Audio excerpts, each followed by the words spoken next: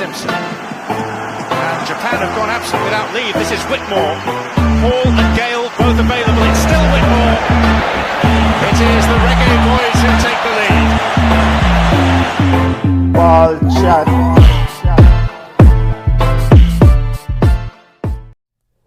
Greetings, football lovers. Welcome to Ball Chat Off the Field. My name is Benton. It's a great afternoon, great evening in the air. It's a wonderful pleasure to have Mr. Maliek Howell of Las Vegas Lights FC joining us on Off the Field. Maliek, how you doing, family? Hey, Benton, I'm doing good. Yeah, man. How are things out in Vegas? Boy, I've noticed in Vegas, I've been through that city a few times. The weather sometimes is pretty hot. Yes, right now it's like 100 degrees, 1 to 110, so anywhere around there. It's not welcoming, but you just have to deal with it. It is what it is.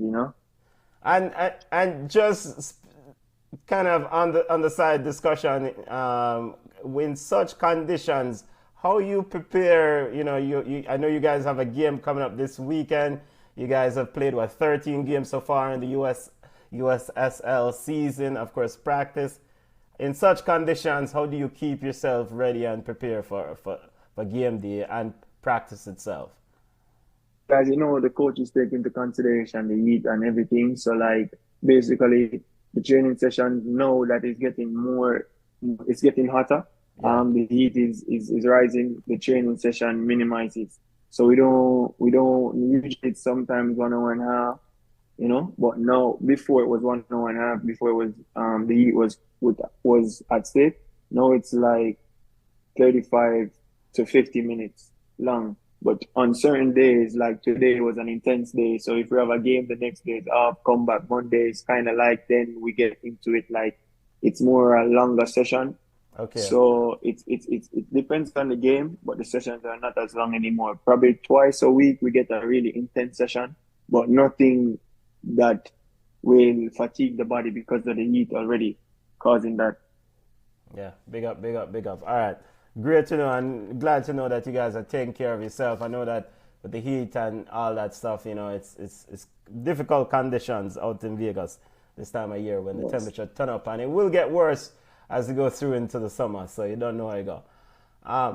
But speaking of you, Maliek, the man's a star boy. I mean, you came through the JC team that did so well in Manning Cup, won so many titles. I saw an interview with you on the magnificent man, the general himself, Lance Whitaker, on Sports Max, and everyone on that panel spoke about that team's success. How has it been to then transition from such success at youth or schoolboy level to now trying to figure out things at the professional ranks? What you get to realize after certain years is that, like, before the level that you were amongst, it wasn't really as high. So as you get into the professional world, you start realizing that you have 11 games. It's 11 games of quality players that's trying to even go to a higher level. So it's a lot of demands, and you're going up against like more top quality players, not disregarding players in Jamaica. But you start realizing like a game in high school where you play only a Kingston College versus a Jamaica College, where you have a really, really challenging game. Some schools now developing stats on them, and in the first round you'd have like a Papine or a stent catching where the players aren't that challenging, so you could maneuver them. You could, with your ability alone and experience and confidence and just ability, you just run over teams just like that. But here in the professional level, it doesn't work like that. Like, you're going up against guys that are technical, smart, not gonna be giving you that easy walk in the park to go and score a goal, or keepers making easy goal score. It's not gonna be like that in the professional level. Everybody's competing, everybody is getting paid. So it's a different type of atmosphere, and it's a different level of competitiveness week in, week out compared to playing in high school football. Yeah. So and I guess one of the big thing is that you're one of the fortunate ones to actually is doing this thing as a professional. You know, statistically, a lot of kids starts out want to play professional sport in some aspects, right? But very few percentage wise make it. You're one of those that has then transitioned to the professional ranks. You play right back. Have you been able to ever consider going further up the field? I mean, you're pretty aggressive about overlapping and giving support to the attacking wingers. Have you ever considered being a winger or essentially playing other parts of that defense also? How versatile is your game? If someone To be is not honest, familiar with Maliek Howell. yeah, to be honest, a lot of people, I left Jamaica in 2018. I never forgot I left winning the Elite League, Kingston. I won both years, and the day before I left, I won the trophy, and then I left June the first in New Mexico. What I would say is, like, a lot of people probably forget about me, and I've evolved. I'm a different player now. I'm still overlapping attacking, still aggressive in the attack. But now I've grown physically, I've grown mentally, and I've also grown in height. So I've taken into consideration I'm starting to play centre back because of my height and my speed and my ability to break lines and my ability to read the game, stuff like that. So now in the professional level, I'll be both playing centre back mostly now. I think I'm very comfortable playing centre back because right now I'm very good on the ball. I'm very good at starting to play because that's key right now in football. And a lot of people don't know that. Like playing right back, it's good and stuff like that. But now I've started to realize and finding myself, I'm a guy that likes to be on the ball. I like to play. I like to dictate the play. So now playing centre back, I think it's showing a different quality in me, a different character. And a lot of people don't know that I'm playing centre back right now. Yeah, good. So currently, taking into consideration what you said about playing winger, yes, I could still go and play wing. I could play wing. I can play anywhere on the field, to be honest, because I have the speed, I have the willingness to learn, I have the coaching. I'm very coachable. Yeah. It's not as difficult as people think playing certain position. It's just doing the simple thing. Like if you're a winger, the getting down there, are you good 1v1? Are you getting crosses in? You're playing right back, are you overlapping? Are you creating a 2v1? Are you strong defensively? You're playing centre back. Can you defend properly? Can you break lines? Can you start the first play for the team to create the chance to attack? It's just a simple thing, but growing up, you think it's so complicated and stuff like that, but it's actually not. So, of course, I'm versatile to play anywhere. But right Yeah. now, I'm currently playing centre back and I'm still a right back. But now I'm leaning towards centre back because I've grown in height and physically, I've grown a lot. Big ups, big ups. You played college football or college soccer is what they call it here, but of course you know what I talk about. Missoula, was it New Mexico, North New Mexico, and Memphis. How was that transition to the college ranks from for you playing at different colleges and adjusting to different coaches and different NC2A type of football is that you have multiple subs. How was that like in the situation? A man can sub in and sub out sort of foolishness sometimes. That was the thing. That was one of the big factors with me when I first came to America. I knew about all those factors because playing Manning Cup, it's more realistic like the real world football. But when you came to college, you realize the subbing and sub out thing can be a factor where you're playing 90 minutes and this guy's playing 20 minutes. But now, as the college soccer progress, I think they're starting to lean towards that's not going to happen this season. But when I was playing and when I started with New Mexico, the program got cut, so I didn't play at New Mexico. I went to Memphis, and then I left from Memphis and I went to a college called Missouri State.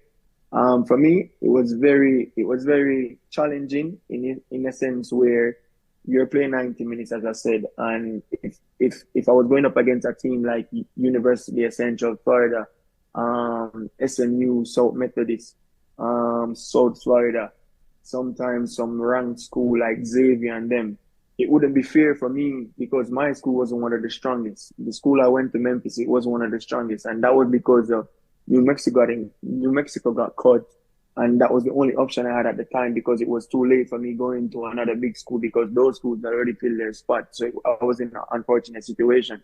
So going to a school like that, where it's like you don't have it's not a lot of guys on the roster.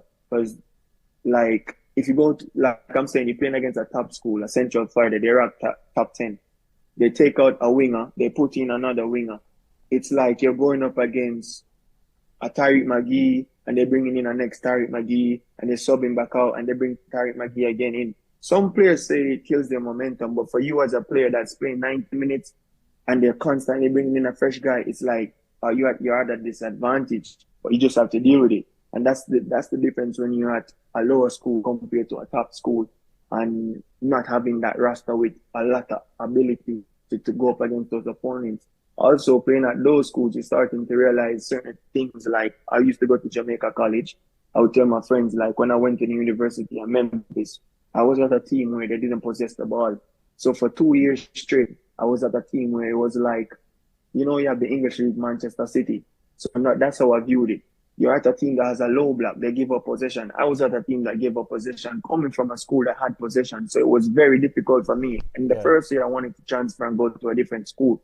And it was not until the other day I went to a different school called Missouri State. That was a team that was when I was like at Jamaica College where we controlled the game. Before at Memphis, we had a low block. We'd go up against team and I would just be defending 90 minutes in games and winning teams on counterattacks. And it was different.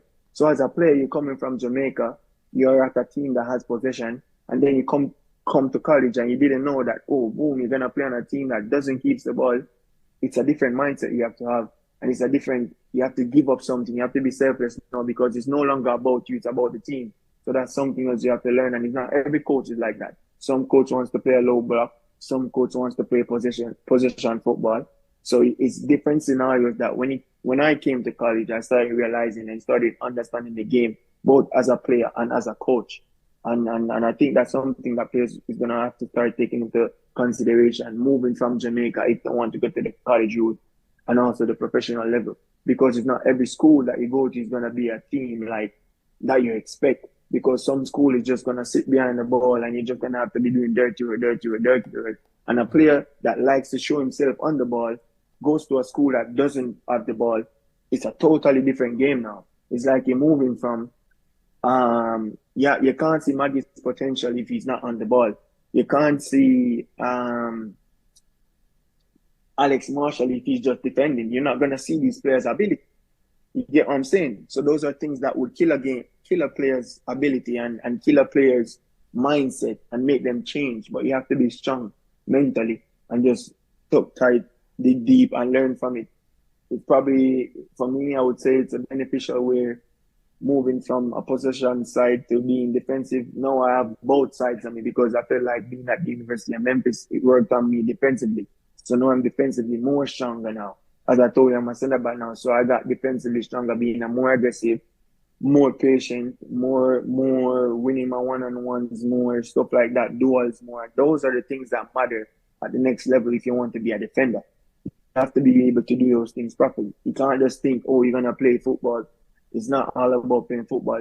It's also about winning those battles on the field. You 1v1, your aerial duels, your ground duels, your tackles, stuff like that, breaking up plays, interception.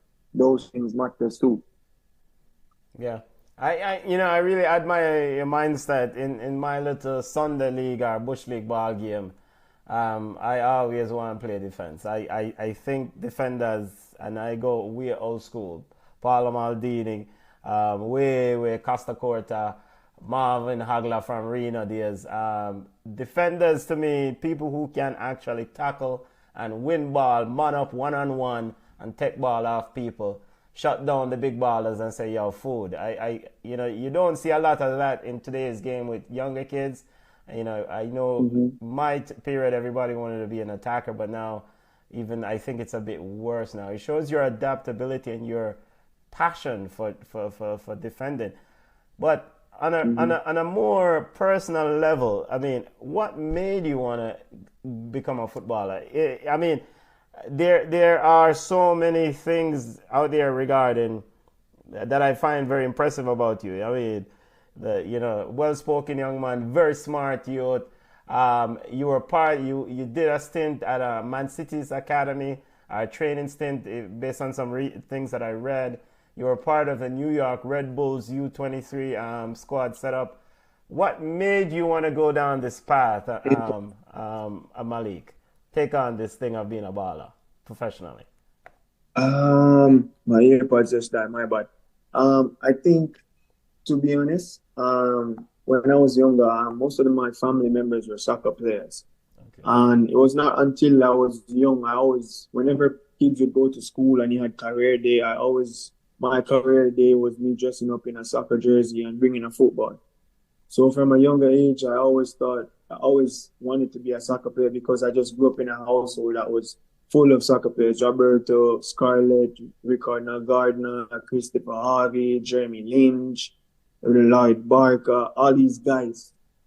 I was in household with these people. So it was just like something that was I was just passionate about. It was just my dream to just be like my family members. Even the ones who people don't know, like my uncle, Richard Miller, those guys, they used to play soccer too. But there was also another side of my family that people didn't know about was speed. My mom was good at soccer. She had the opportunity to go to college, but she couldn't propel her dream because of me. She was pregnant with me at the time. So she was like a number 10 for Harborview, and she was also fast. So when I was growing up, soccer wasn't in my primary school. So I started doing track and field, and that's where I get most of my speed from. I had the ability to be a runner too.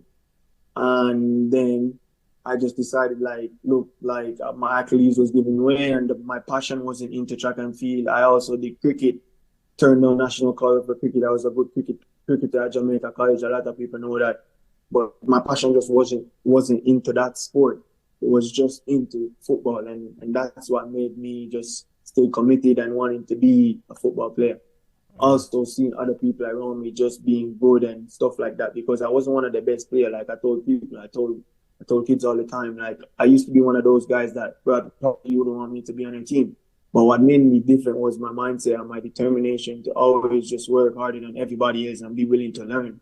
And I think that's what put me front for with a lot of guys, because I could name countless of players that when I was at under 15, under 17, under 13, like these guys were like, I was like, bro, I like this player is good. Like this player is really good. Like I want to be like him. Like I want to do this like him. I want to make the under 13 team. I want to be able to juggle the ball like him. But where are those guys now? Like it's all about the mentality. It's all about determination. It's all about just being strong. Yeah, and the ability to adapt to the respective struggles. I mean, mad respect for the ability to go from different universities and ultimately with the Las Vegas Lights in FC out there. You joined this Las Vegas team in March of this year. Early part in the season, the USSL season, you guys are sitting in the 10th position in the league, in the Western Conference of the league. You've made nine appearances out of the 12 or 13 games. How has the season affected your growth and assimilating or blending into this new environment, because you just recently joined? I think, to be honest, for me right now, I'm in the process where, one, it's my first contract. So I'm in the process where I'm not hungry, I'm not satisfied. I want to be starting. I want to move from here and go to bigger place. So that's one. That's the first thing. Two, the team right now is not like we're in 10th place and we're out of it. If we win 2 games, we're at third.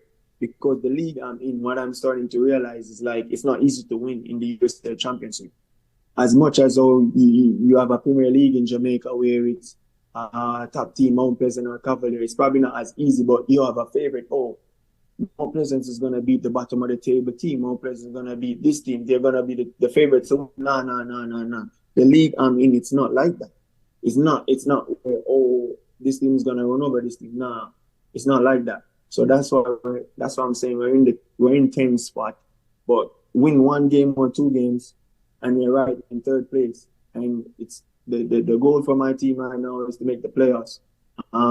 It's a new director, a new coach, new everything. So my team is in a building process right now too. And for me, as I said, I'm hungry to move from here. Like this is just the start for me. It's the start of something huge. I'm using it as a stepping stone. So every minute I get, I take. I've yet to have. I played nine games. Yeah, I got hurt. The first game I started, I got hurt, so I was out for two. I played every game. Every game I've played, I've yet to have a bad game against the guys. It's hard for me to say why I'm not starting or this or that. It's just football. I just have to keep working and stuff like that. But the guys who are in front of me are like 30, 33 ex big pro players. So I look at them, try to learn from them and improve from them because that's another part of it too. You can't just be like jealous or stuff like that. You know, it's all about learning and being a better player because I'm still young. I have a lot more age to go and a lot more opportunities will come my way. So that's what I take forward from it. Yeah, yeah, definitely agree. You were called up for the Jamaica team in 2022. Based on what I read, and of course you represented the Jamaican U20 team and U23. Ultimately, I envision that you're going to be getting more call ups in the near future. How do you keep a track of the Reggae Boys and World Cup qualifying game, of course, starting tomorrow against the Dominican Republic? But do you keep close watch and interact with people of the team if you in the current squad if you know any members? To be honest with you, my first call up was 2022, but my first call up to the national team was in 2018. Okay, 2018. Okay. It was 2018, but I didn't get to play because I just started college at the time, and there was an issue with me leaving because of some eligibility stuff to go and play that game to get my first call up. Okay. So it wasn't until 2022 that I made my first debut against Peru. And yeah, I do still keep in contact with some of the guys, not all the guys. I was in the team from when the coach Algrimson first came. That was the Argentina game. That was Coach Algrimson first game. Yeah. I was with them up until last year when I had some issues, and I've still been following up the team because Coach Algrimson is on something different. He's a special one. He's on something. He's gonna change the football and how people view Jamaica because I believe he's gonna take us to the World Cup. So I do still follow them. I do still remember everything he have showed us, because I think he always shows the players his style of play, his philosophy, and how he's planning to take these teams down one by one. I still remember everything and stuff like that. But as you say, I still just be patient and I'm waiting my turn to see if I will get a chance back again to represent my country because that's my dream. My goal is to make my national team and play in the World Cup. That was a dream from our kid, and I know it's going to happen. So it's just a matter of time. Yeah, definitely. Big ups. Just a couple more questions. Thank you again for taking the time. We're with Maliek Howell of Las Vegas FC, Las Vegas Lights FC in the USSL baller. Big baller. Big baller. Young, upcoming, definitely next generation baller. Looking forward to watch. I will be watching more of the USL games. I do watch Phoenix Rising, and sometimes because of the time out west, it's kind of crazy. But we'll be watching you guys play Phoenix and the other teams. I noticed years ago you said that you know success is not just important to you. You also want to be impactful. To paraphrase, this was years ago when you were at North Mexico University. What would be considered an impactful thing for you when you sit back and look at this career, this journey? The impact I want to have is very crazy, you know. Like one of my dreams is to be the best defender in the world, and being the best defender in the world is gonna sound crazy and stuff, but if I could be the best defender in the world as a Jamaican from a small little island like that, touch a lot of people, kids, people who didn't believe in stuff like that. So I think if I could do something that big, I think that's very impactful for me, more than the success. And I think that's something that I'm aiming for right now, to be the best defender in the world. So as every day goes by, as every day I train, I try to learn, take notes on stuff, improve on stuff, and pray to God and just see how things go from there. Because without God, I am nothing, Yeah. And I Yeah. know with everything that's happened in the past for me and what's about to happen, I know the dream of being the best defender is very, very close. Yeah. Yeah. Regarding your growth, which player do you try to emulate? Who do you look to? Who do you said this is somebody I try to mimic, whether present or past? Who do you try to emulate your game of, if any? If I'm going to be honest with you, when I was younger, I used to be like, oh, I emulate this guy. But now that I've gotten older and the Yeah. football has evolved, I don't really try to I don't imitate anybody. Yeah. I try to learn from everybody. Yes. Some guys are good like this, some guys are good like that. But what you're starting to find out is that coaches are changing players. You know Yes. what I mean? It's the tactics that the coaches want that brings out this player. So what I try to do is try to understand what they're doing, understand the game. That's what I try to do. I stop trying to imitate player. I want to be Maliek Howell. I used to want to be Kyle Walker. I used to want to be Zabaleta and those guys when I was a kid. Yeah. But Yeah. I can't beat them. Pablo I cannot beat Kyle Walker. Zabaleta. Yeah, Yes, I cannot beat definitely. those guys. You know what I mean? But what I can do is I can learn from them. So Yes. I try to learn from everybody because I told you I'm playing center back now. You see Kyle Walker invert sometime. Yeah. He's a right back, but he's Yes. playing center back. So I would try to learn stuff, what he's doing, what try to get that tactical side of the game. Why is he doing that? Stuff like that. John Stones, all these guys. It's more than just imitating them for me. Yeah. It's more understanding what they're doing and how they go about doing it, because that's what matters. Yeah. You know what I mean? That's what matters. Some people see Arnold or people see like inverted Kyle Walker and don't know like he's in a specific spot every single time just to do one thing. So me imitating Kyle Walker, I'm not going to be in the same situation. Not Kyle Walker, Trent Arnold. Everybody know how good he is at his assistant stuff. But is it that I want to imitate him? How? Because I'm not getting myself in the same scenario as in a Jamaican Premier League to cross the ball every time. So how am I going to imitate him? Or am I going to try to be like him? I cannot be like him because I'm not doing the same thing as him. But what I can do is I can learn from him. You know what I mean? Yes, Because he's in a definitely, specific. definitely. That's what I mean by the game is tactical. He's in a specific spot every time, and the ball comes back to do one cross. You're playing a league. You're not going to be able to do that every time, so you'll never imitate him. You're only telling yourself you want to imitate him. Yeah, man. You know what I mean? Yeah, If man. you're playing, 100%. yeah. Yes, definitely, definitely.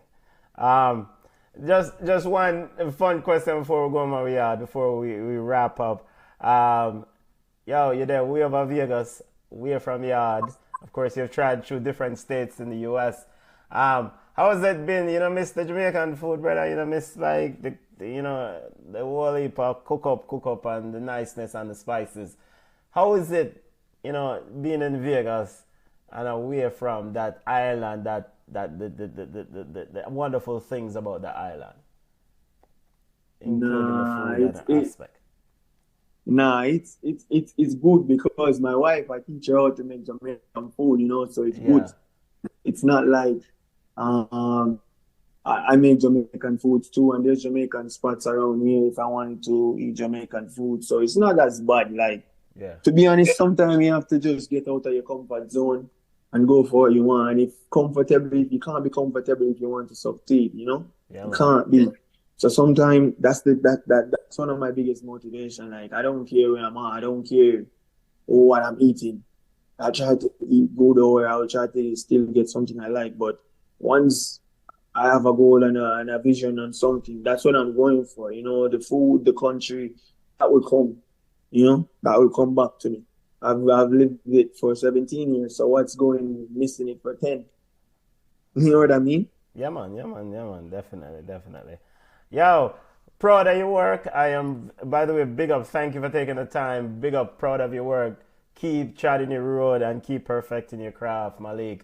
Definitely, it's an absolute pleasure for you to join me today, man. This was very riveting discussion, and me I go watch Las Vegas Lights games, the games this weekend and games coming up, because you don't know I say, yo, Maliek want to get out there and shut them some boy, you know?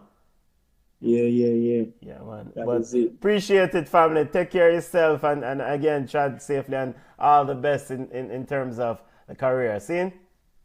Appreciate it, Benton. Yeah, man. No Bless up, problem. bless up.